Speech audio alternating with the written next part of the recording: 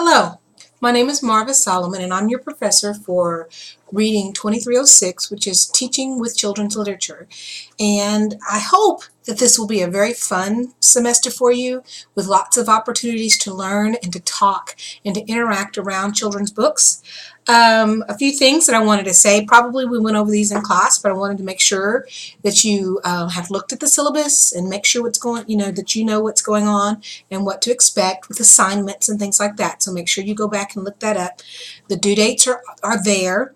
I will warn you that there may be changes to the syllabus, but I generally don't change due dates. So you can count on those. Another thing is, I don't want you to get scared or worried if I do change something, because if I change it, it's to make it better for you. I'm never going to change this. This isn't hard enough for them. I'm just going to make it harder. I don't think that way. I'm thinking, how can I make this better? How can I make this more of a better learning experience or more fun? Or even sometimes, I need to make this a little easier. So if I change something on the syllabus, just say, yay, it's getting easier, more fun. Okay? All right. Also, remember that all your reading materials should be done the day that it is listed on the syllabus. Okay? So make sure that you are paying attention to that as well, because you might have a pop quiz, anything could happen. So make sure that you are prepared for the day with the reading materials that are assigned on the assignment calendar. Okay? One of the first things I want to talk about a little bit is why it's important that teachers spend some time learning about children's literature.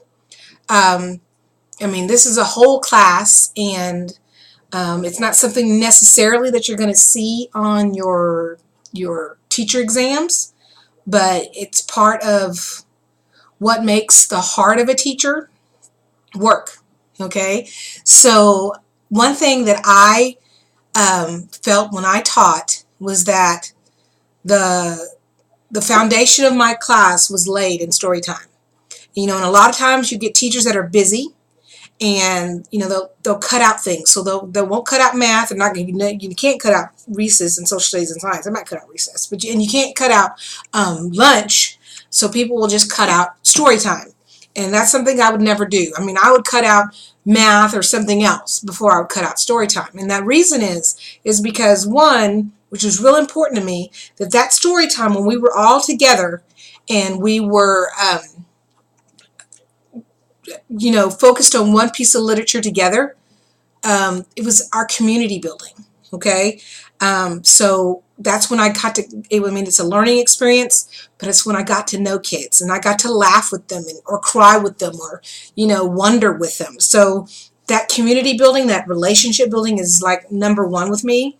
Another thing kind of related to community is that we would have a shared experience that we could make connections to in other parts of the day. So when we read Bud Not Buddy, which is a choice for those of you who are reading Newbery books. Bud Not Buddy is one of my favorite Newbery books. It was also, I don't know if it won the Blue Bonnet or not. But anyway, all of that to say is there was this part about peeing in the pool. And so there was this little boy who was a Latino boy, very tall. I think he was actually half Latino, half black. And he had such a connection to this book because the character in the story was a little black guy. And I don't know if a lot of his stories by that time had been with black characters, so especially a little black guy. So that's one thing that he had made a connection with. So months later, after we'd read the book, he'd come up to me and he'd say something about peeing in the pool. I think it was like the water would turn red or something like that. Oh, and we would just, say the lines back and forth to each other, and we made a connection, and it was real important, that, you talk about how do you get to know your kids, how do you get to be friends with them? Well, you don't have to just be their friend and talk about, I'll talk about skateboarding, and I'll talk about, who they're dating, whatever. You can make those connections over literature. So that's something that's really important to me. Another thing about books is that we learn vocabulary from books. If you have me in later classes and reading classes, I will let you know that science or studies and research has said that the biggest indicator of success in first grade is something called phonemic awareness.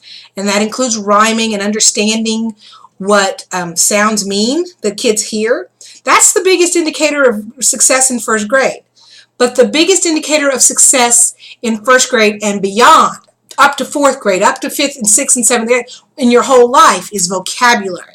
And teachers, you cannot do that all yourself. You cannot teach that vocabulary. That vocabulary has to come from talking with other people, from field trips, from interactions, from experiences, and a lot of it comes from books. Okay?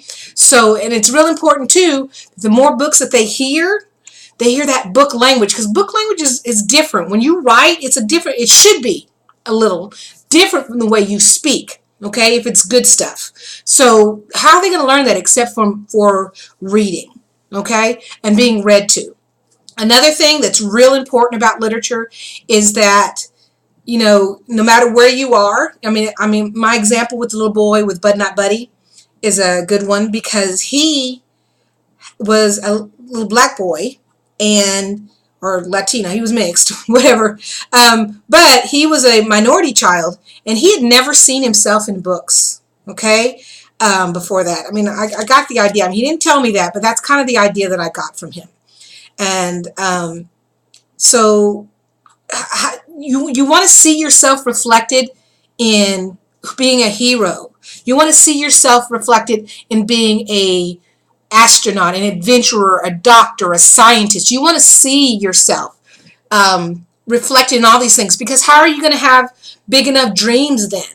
As a little kid, I wanted to be a teacher and a writer, because those are the things that I'd seen, And when I got a little older and kind of got, interested, because I love computers, and I'm thinking, man, I wonder if somebody in my family had been an architect or a computer programmer or something like that, maybe I would have been wanted to be one of those instead. So a lot of what guides who you're going to be and what you see yourself as is where you see it. And a lot of times for a lot of kids, the only place they're going to see those things is in a book. And on the flip side of that too, is when you have these schools or classrooms where kids are all white or all brown or all black, how are they going to see how the other cultures are? How are they going to not just live on stereotypes? Well, you bring in good literature. You bring in Bud Not Buddy and laugh with him and cry with him and get to know him as a person, and get to be a part of his family. And then you can understand, or you have that access to another culture. So that's real important. So I've tried to go over a little bit about the value of children's literature and why it's so important to study it. Your reading for the first reading is a Donald Miller piece, and make sure you read over it real well. If you see anything that says Richard Allington said, I'm probably going to put that on test or something, because I love Dr. Allington.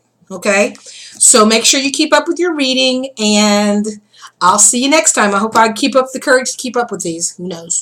All right, bye-bye. And how do you